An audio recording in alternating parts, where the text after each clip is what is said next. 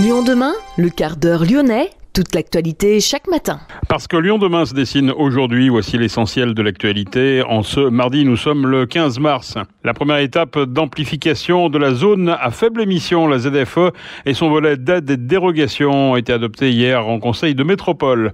Une concertation va s'ouvrir et la population va pouvoir donner son avis également concernant l'apaisement de la presqu'île.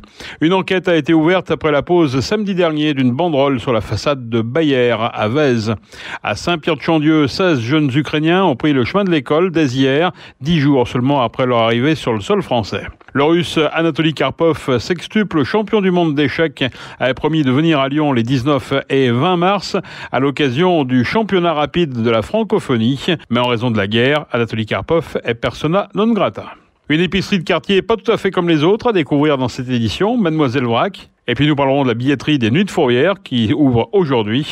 Les Rolling Stones au Groupama Stadium, c'est pour le 19 juillet prochain. C'est désormais officiel. Lyon demain, le quart d'heure lyonnais, toute l'actualité chaque matin.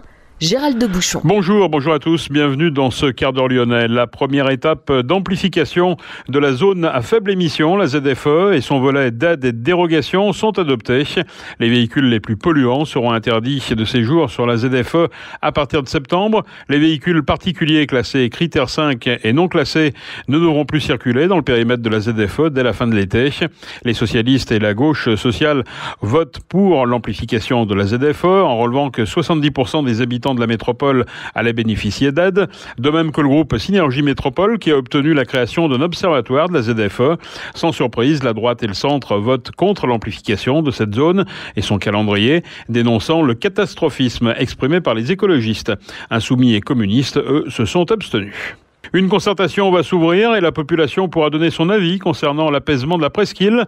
Les principes généraux, conforter la presqu'île comme un quartier à vivre, améliorer le confort des piétons et des cycles et réduire la place dévolue à la circulation et au stationnement automobile, favoriser l'usage des transports en commun et relier la presqu'île d'ouest en est, et enfin végétaliser les espaces publics. Les écologistes ont dans l'idée d'étendre les aires piétonnes dans le centre de la presqu'île, entre Bellecour et Thérault en particulier. Ils entendent réorganiser la desserte sur les pentes de la Croix-Rousse et sur le secteur Carnot-Bellecour en modifiant le plan de circulation et en créant des zones à trafic limité.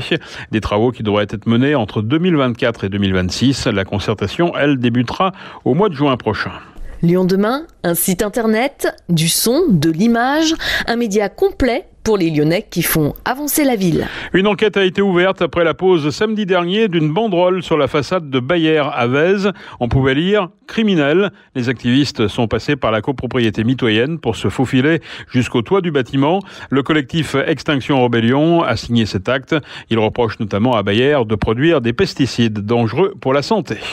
À Saint-Pierre-de-Chandieu, 16 jeunes Ukrainiens ont pris le chemin de l'école hier, 10 jours à peine après leur arrivée en provenance de Lviv. Les réfugiés accueillis dans des familles de la commune ont été pris en charge par l'Éducation nationale. C'est donc dans une salle spécialement réaménagée de l'école maternelle Louise Michel et en présence du maire de la commune que les nouveaux élèves de 9 ans à 17 ans se sont installés, notamment pour apprendre le français.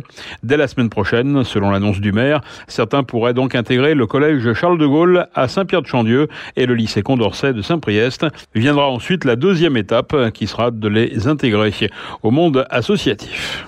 Le Russe Anatoly Karpov, sextuple champion du monde d'échecs, avait promis de venir à Lyon les 19 et 20 mars prochains à l'occasion du 7e championnat rapide de la francophonie organisé par le Lyon Olympique Échecs et par l'Association internationale des échecs francophones. En tant que parrain de l'événement, Karpov se faisait un plaisir, disait-il, d'assister à l'événement. En 90, on se souvient qu'Anatoly Karpov avait disputé à Lyon la finale du championnat du monde face au tenant du titre, Garry Kasparov. 30 ans plus tard, Anatoly Karpov devait donc perpétuer le souvenir de cette finale d'anthologie en jouant le coup d'envoi symbolique du championnat de la francophonie sur l'échiquier et la table spécialement conçue pour le championnat du monde. La guerre en Ukraine lancée par Vladimir Poutine a donc changé la donne. Karpov est finalement persona non grata en France et à Lyon. 180 joueurs, dont 80 jeunes issus de 12 pays, dont la France, le Luxembourg, le Maroc, l'Italie ou la Belgique, s'affronteront pendant 2 jours lors de cette compétition. Lyon demain, créateur d'envie. Une épicerie de quartier pas tout à fait comme les autres. Mademoiselle Vrac propose des produits à 95% bio et locaux.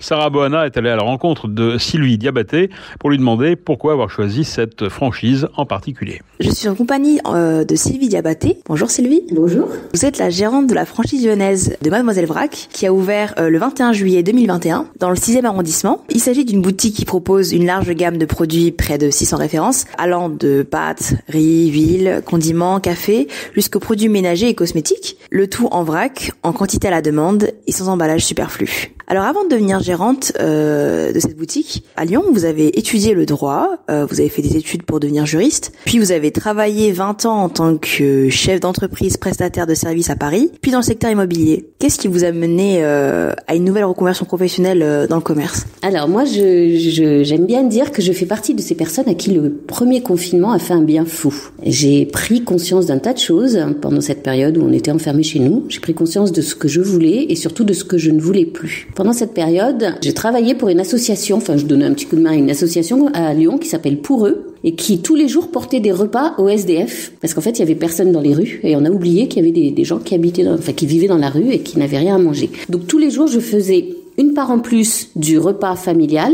et un bénévole de l'association venait la chercher en bas de chez moi pour aller donner à une personne dans la rue ou une famille en détresse. Et très vite, je me suis retrouvée sans contenant parce qu'il y avait tous les magasins étaient fermés, on sortait plus. Et c'est un épicier en bas de chez moi, une petite supérette, qui m'a parlé d'une épicerie en vrac justement, qui mettait à disposition des bocaux qu'on pouvait récupérer pour mettre nos plats. Et c'est comme ça que j'ai découvert qu'il existait des structures, des épiceries dédiées au vrac. Alors je connaissais le principe des achats en vrac dans certaines grandes surfaces notamment ou dans des magasins bio plus généralistes, mais j'ignorais déjà qu'il y avait des boutiques spécialisées et puis surtout j'étais pas forcément cliente.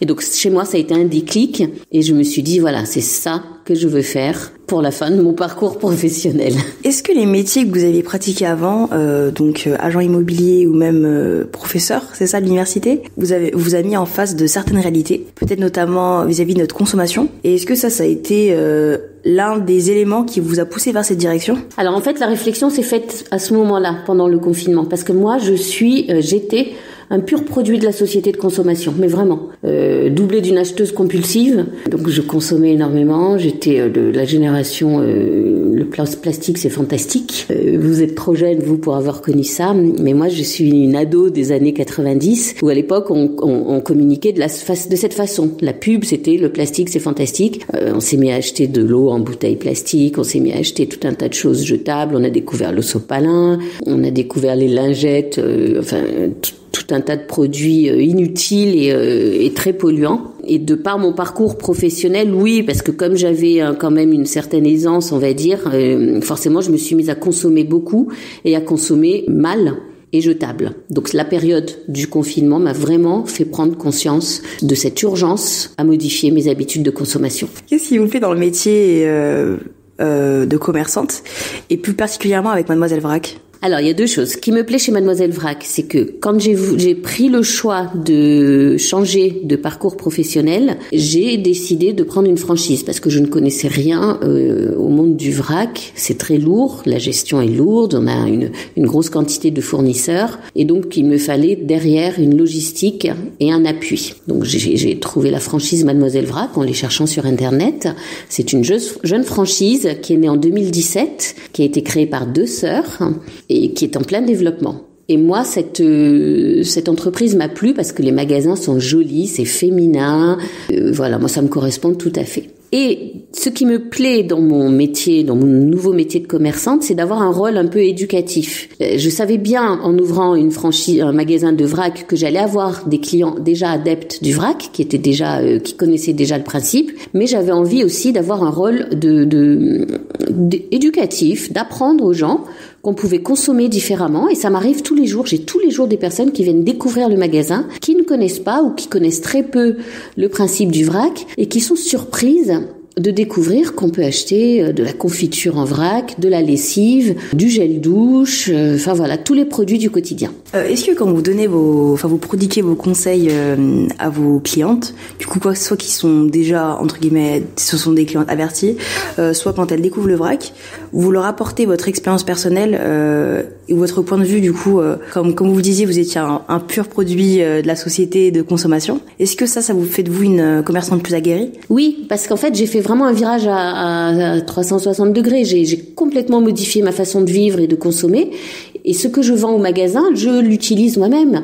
Donc je peux conseiller bien sûr un client sur un produit d'hygiène, un déodorant, un dentifrice, un produit d'entretien, parce que moi-même je l'utilise à la maison et que je fais la différence. Je pense que j'arrive maintenant effectivement à faire la part des choses et à dire, au lieu d'aller acheter votre paquet de riz sous cellophane à la grande surface du coin, venez l'acheter déjà chez un petit commerçant indépendant, sans emballage, en prenant un bocal, en le stockant différemment, enfin voilà.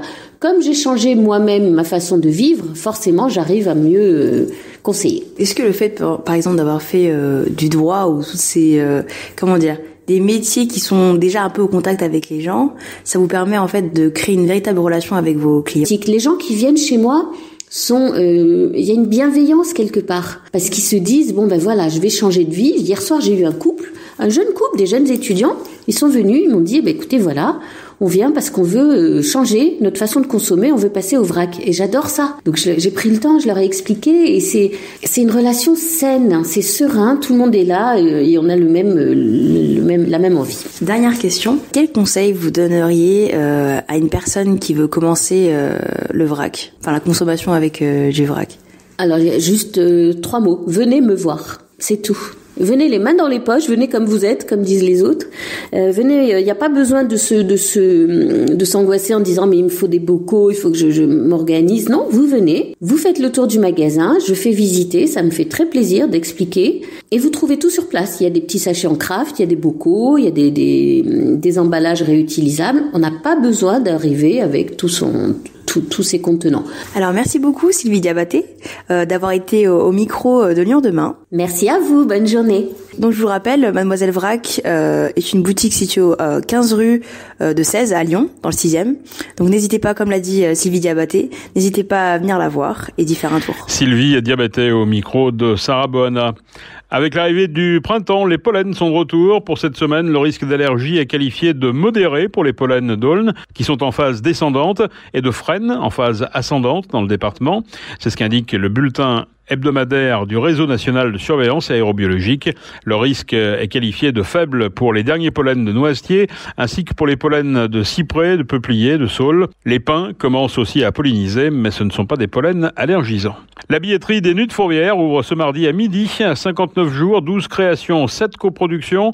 Le festival lyonnais des Nuits de Fourvière est de retour du 2 juin au 30 juillet. Cette année, la billetterie est gérée en direct par les Nuits.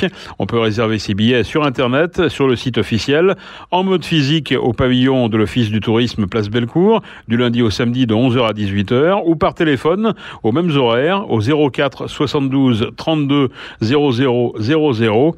Les points de vente habituels ne vendront aucun billet. Et puis les Rolling Stones joueront au Groupama Stadium le 19 juillet prochain, c'est officiel. Les places seront en vente dès le vendredi 18 mars à 10h. Les Stones n'avaient plus joué à Lyon depuis 2007. C'est la fin de ce quart d'heure lyonnais. Merci de l'avoir suivi. On se retrouve bien sûr demain, même heure, mêmes antennes. En attendant, passez une excellente journée.